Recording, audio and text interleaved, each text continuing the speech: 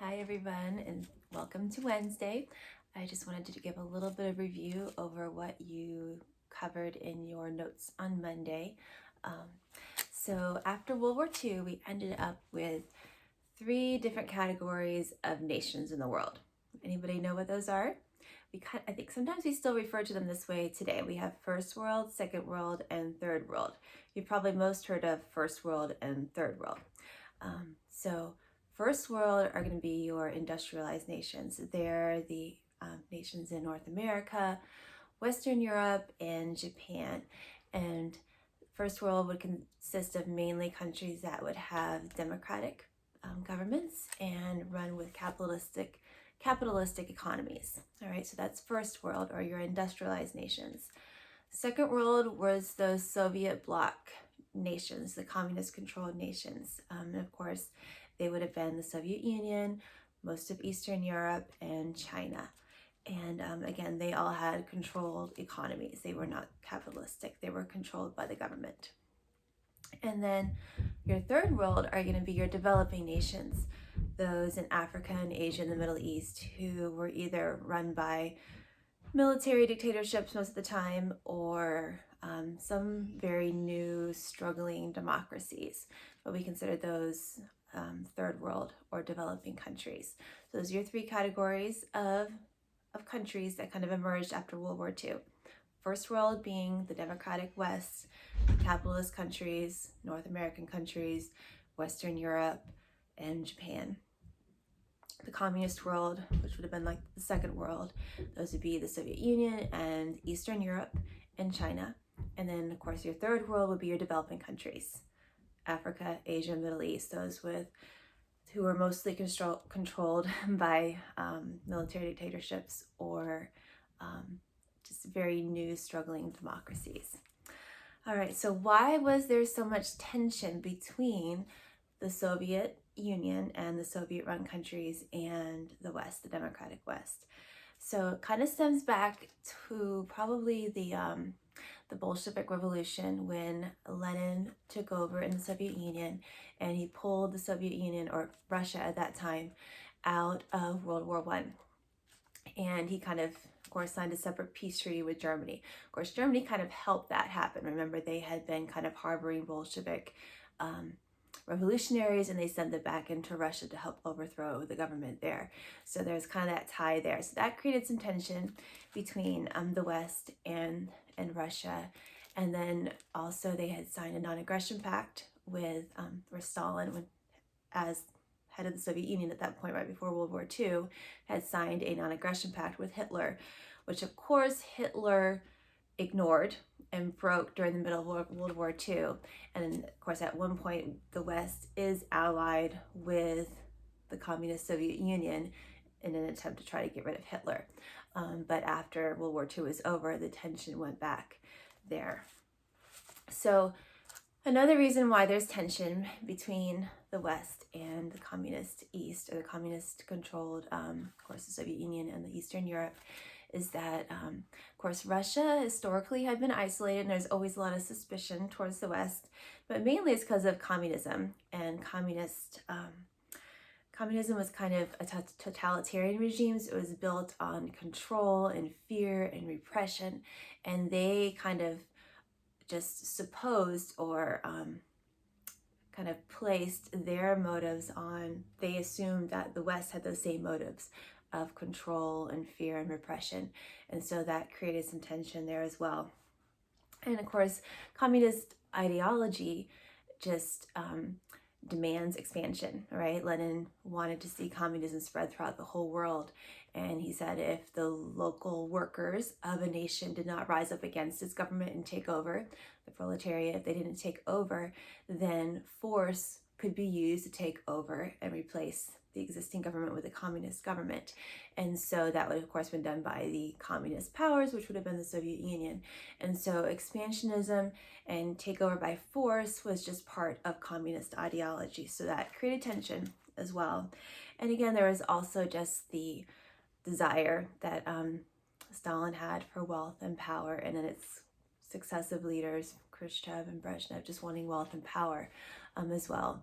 So all of that created a lot of tension, which led to something called the Cold War, which of course wasn't a battling war, right? It was mainly a time of increased tension between the communist East and the Western democratic nations of Western Europe and of course North America. We kind of call that division of Europe. There's a big division of Europe, right, between the Eastern communist nations and the Soviet Union, and then the free Western Europe. And we came to call that division the Iron Curtain. Now, there wasn't, of course, a literal Iron Curtain down the middle of Europe, but Winston Churchill kind of coined that phrase in one of his speeches when he said, from Stettin in the Baltic to Trieste in the Adriatic, an Iron Curtain has descended across the continent. So we get that phrase Iron Curtain from Winston Churchill of Great Britain in his speech that has become a very famous speech. And so it's just the Iron Curtain refers to that imaginary boundary between the communist Eastern European nations in the Soviet Union and the Western European nations of course, West Germany, France, and Great Britain and the rest of Western Europe. All right, so how did the United States respond to communism? Some words and terminology you need to know. Containment is a big word, all right? So our policy was to try to contain communism, try to keep it where it was, try to keep it from spreading. So that's called containment. Part of that was the Truman Doctrine, all right? So President Truman said that the U.S. would help contain communism by helping any free nations resist communist takeover. So that is why we ended up in Korea and Vietnam and other places in our attempt to try to keep communism from taking hold in free countries. All right, and then we have the Marshall Plan. All right, so containment, the Truman Doctrine, and then Marshall Plan are big, important terms to know. The Marshall Plan was our plan, the U.S.'s plan to pour economic aid into Europe. Now, we offered economic aid to both Western Europe and Eastern Europe. And our goal was that we felt that if the economies were strong, then it'd be a lot easier for those nations to resist communist takeover. They figured that there was weak economies, that they'd be more susceptible to being taken over by communism.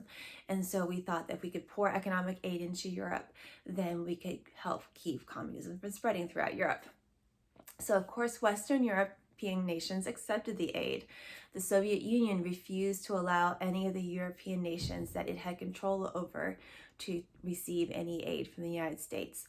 So what you ended up with was a lot of Western European nations, or most Western European nations, if not all of them, recovered really well. Their economies recovered really well after World War II with the help of all of this millions and billions of dollars that the U.S. poured into those economies with aid.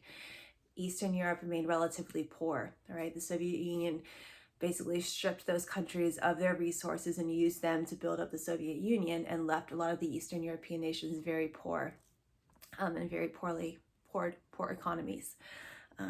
So the Marshall Plan kind of created an even bigger divide between Western Europe and Eastern Europe economically. You got rich, fairly well-off Western Europe, poor, struggling Eastern Europe. And of course, the Soviet Union prevented them from receiving any aid. All right, we have Germany is divided, right? France, Great Britain, and the United States had occupational zones, and the Soviet Union had its own occupational zone of Germany. And then also the city of Berlin was divided into occupational zones by those same countries. And Berlin, of course, is surrounded by East Germany, which was the Soviet Union's occupational zone. So you've got this little island of free West Berlin surrounded by communist East Germany and East Berlin. And those three occupational zones of West Berlin decided to join together and unite, and the Soviet Union did not like that. And so they tried to cut off all access from the West land route anyway into Western Berlin. And so for 11 months, we have the Berlin Airlift, which is a really amazing aid effort by the West into West Berlin to give them their food and supplies, because the Soviet Union had blocked all food, all supplies from going in, at least across land borders, into West Berlin. So continuous day and night airplanes flying into West Berlin, giving them the aid and the food they need. It's called the Berlin Airlift. Really amazing aid effort by the West. We have, of course, Austria was divided as well, although it did not remain divided for long. The Soviet Union agreed to give up its hold on Austria as long as it remained neutral. So Austria goes back to being a unified country. NATO is an alliance that was formed by the Western countries to defend against communism. You've got, of course, Great Britain, France, West Germany, and your major Western nations that are going to be part of that. And then, of course, the Soviet Union forms its own alliance called the Warsaw Pact to kind of defend against NATO. All right, so you've got NATO and you've got the Warsaw Pact. NATO being the free democratic West, Warsaw Pact being mostly your communist countries. Okay, and of course you have the arms race where both sides are developing weapons and threatening each other. And of course, under Khrushchev, we end up with the Soviets launching Sputnik, and then both sides, of course, develop ICBMs, intercontinental ballistic missiles, which they can shoot missiles, of course, across continents to hit each other, which leads to another term that you need to know, which is MAD, or mutually assured destruction. All right, so mutually assured destruction means that both sides were assured to destroy each other if they actually use those missiles that they had created. And so that led to Khrushchev and Eisenhower trying to end the arms race. Of course, that was kind of stopped with the U-2 spy plane incident, and that kind of put a halt and led to some more tensions increasing again. So that's kind of where we left off with your notes. And then today, Wednesday, you are going to read through you're going to complete pages 6 through 9 of your fill-in notes that will cover slides 27 through 45 of that PowerPoint. Again, if you need help with those, if you can't print those off, there are websites that you can go to create a fillable PDF where you can actually upload the PDF onto this website, and they'll allow you to fill in text in case you can't print it off. So please email me if you need access to one of those, if you need help trying to find one of those websites. I found one today that seemed to work really well. So let me know, because I know not everybody is able to print things off. And pictures work fine. I did not realize pictures could be loaded up well to Edmodo as you submit assignments. So if you can't scan it, please take a picture. That's fine. It's just load up the pictures, and those are working really well. Just please do 1 page per picture, because otherwise I can't see it very well. So I need to be able to see what you've written. So when you try to squeeze 2 pages onto one picture, it makes it really small, and it's difficult for my old eyes to see. All right.